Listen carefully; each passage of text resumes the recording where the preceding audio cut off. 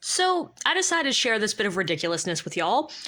I finally have a short story that I feel comfortable with, vaguely comfortable with, maybe comfortable with sending out to literary magazines to see if I can get that published.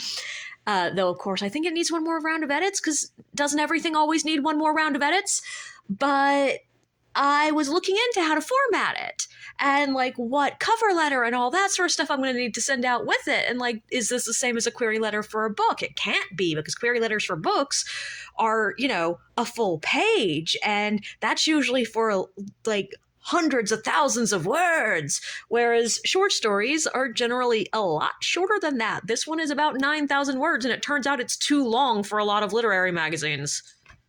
But I found one that it's the right length for, and I was like, okay, so I'll look at their formatting, see what they want, and my mind is blown because this one goes into very precise detail about what it wants in the cover letter, and that is nothing. They don't want to know about the story. They don't want to know much about me unless it's directly pertinent to the actual story. They don't really want to know much of my previous writing credits, which luckily I don't have any. They do want to know if I'm previously unpublished. And I'm like, cool, I can tell you that much. But otherwise, he's like, if you're not listing one of these random things, just say thank you for considering my story.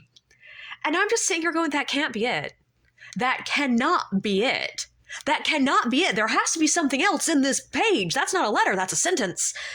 And this is after literally a decade of hating query letters because I feel like they have so much unnecessary stuff in them. Also, adding to my irritation is the fact that the formatting is ever so slightly different on short stories than it should be on novels. And I formatted this with novel formatting, and I have to go change a few things. It's only small things. It's basically where the header goes, and like there doesn't need to be a full cover page. And like that makes sense. Why would there need to be a cover page when it's only like 19 pages? But still, I don't like things that are different. I was used to doing what I was doing. The one thing that's not different, and I still find very irritating, is they don't want double spaces after sentences. And I know everyone says it's not necessary anymore, but I'm sorry, it does make it easier to read the page. I really think it does. So I still have to go back and find and replace all those because instinctively I still double space after every sentence. So, fun formatting times. Okay, so we're now a couple weeks down the line. I have edited the short story a couple of times, and yes, I have sent it out to a couple of literary magazines, and immediately gotten rejections. But the good news is, it is actually very quick. Like, literary magazines have been getting back to me, like, literally within 24 hours, which means that also I can send it out almost immediately again, because, yeah. I don't actually like that part because I like having the break between rejections, but no, I get to send it out repeatedly.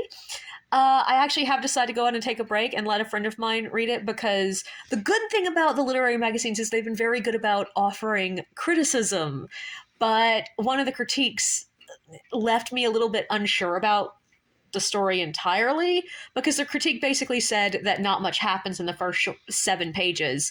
And objectively, if you don't think much happens in the first 7 pages, not much happens in the short story. It is a short story much more about character growth and characters interacting than about events. And I think I might be barking up the wrong tree here, which is sad because I like the short story. One more quick difference between short story manuscript formatting and full novel manuscript formatting that I just find weird is they want me to use hashtags to mark scene breaks. And I think that looks stupid, but I'm doing it because I want to be published. And if you want a stupid hashtag there, I will put a stupid hashtag there. So wish me luck in my continuing endeavor of trying miserably to get published.